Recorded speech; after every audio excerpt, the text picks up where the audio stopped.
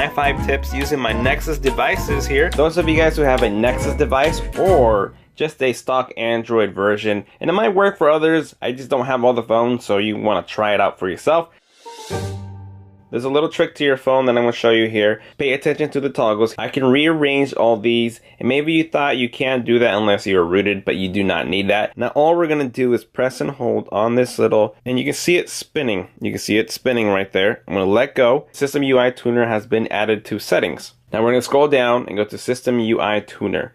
Fun for some, but not for all. And quick settings, you click onto it. Now you can rearrange your stuff here. You can add more tiles, or let's say you don't want to see the invert colors, so you're going to bring it to the trash can and throw it away. It doesn't throw it away completely because you can bring it back, as you can see, invert colors. I want the airplane mode to be in the middle, switch it up, and it switches over. You don't really get to add like cameras or special apps. It's not a rooted feature, it's just more like a rearrangement or changing something on here. Now I love to see a little battery percentage, but I can't tell how many battery percentage I have in that little battery. So what you do, instead of having to do another third-party application that does this, you do it straight up within the phone. You can see my battery right there, it's nothing inside of it, but I'm gonna click on this, and now there is a battery percentage of 81%. Instead of having to bring it down and then one more, go to the battery percentage, you'll see your battery percentage all the time inside there. Status bar. You can quickly uncheck and check things on if you don't want to see them in the toggle bar. It might be very useful and more minimal for you, or added features. Tip 2. Going into your settings, you want to go into About Phone and click on your build version 7 times. It goes 1, 2, 3, 4, 5, 6, 7, and it'll bring up your developer mode. But don't worry, you're not really going to mess up your phone. It's not like a real hack or a root thing, so you can, revert back to it. So we see developer options here. There's a few things in here that I do not know what it means, so I don't even move it, I don't even care about it.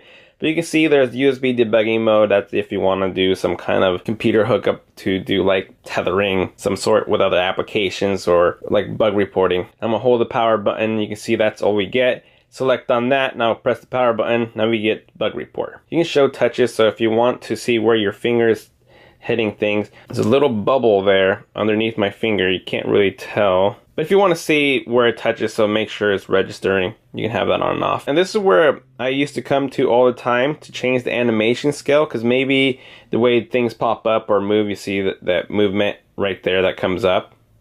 We can move it into slower speeds. We'll do 5 times, and you will see the animations are starting to get really slow. So now push that, and you see that?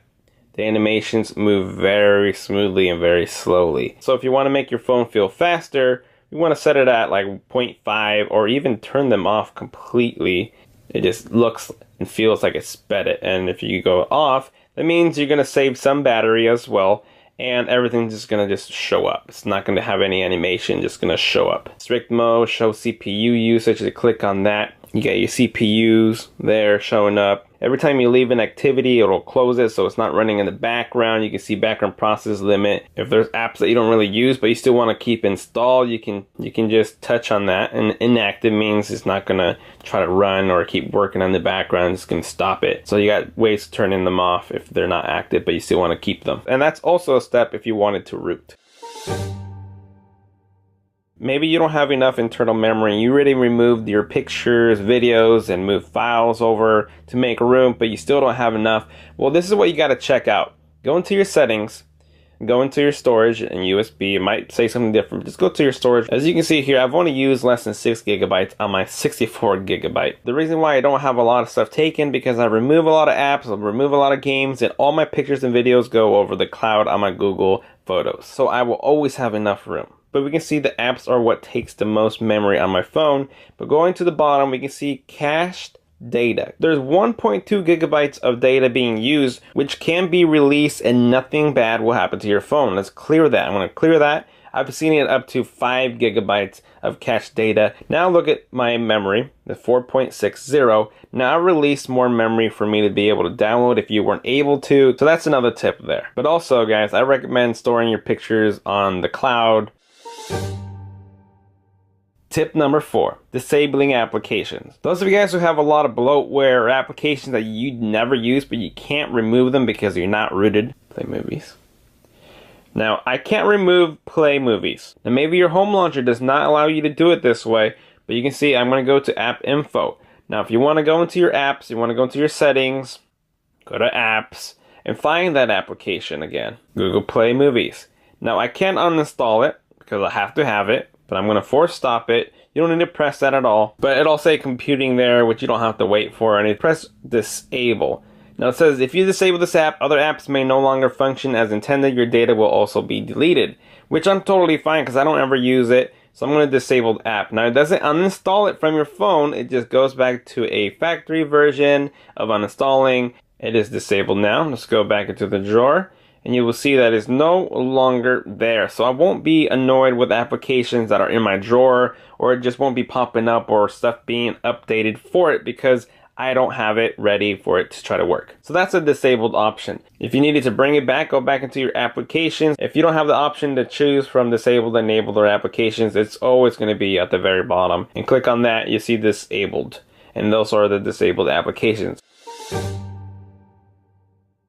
And lastly, for tip number 5, we want to go into NFC. My NFC is always checked on. It does not drain any battery, anything extra. There's no problem having it on. So what about NFC? Not only can you make mobile payments, paying in stores with your Android Pay, Samsung Pay, they use the same NFC, which is near field communication. But this is where it comes really handy. Let's say you wanted to do a application without the need of inputting any information. I'm going to open up OfferUp. Now I'm using my Nexus 7 tablet here, but it can be any other Android phone with NFC. Now I'm just going to combine these together in the back, and my NFC chip should be right there. Now you can see it got smaller, and I'm going to touch this and it's going to beam it right over to the tablet here, and there's the application right there without me having to put any information because I had this app open. Your friend might have been watching this app and he wants it. Same as Clash Royale. Put it over, cast it over, and there we have it, Clash Royale. NFC is great for a lot of reasons. You can even buy little tags to make profiles and a lot of things about NFC. NFC has been around for Android for around like 5 years or more probably. A lot of people don't understand them, and I haven't obviously educated a lot of people about it, but I've used it and I love it, and it's pretty much been a mobile standard ever since. So go educate yourself on NFC. Other people have great videos out there for you to check them out. So there you guys have it. Those are my 5 tips using my Nexus devices here. This is 2015 Nexus 6P, Nexus 7. The only devices that I have right now. Even though I performed all these on my Nexus device, doesn't mean that you have to have this phone in order for those features to work. But it's definitely worth it for you to go test it out for yourself. And there you guys have it. Thank you for watching. And as always, I will see you guys next time. Later.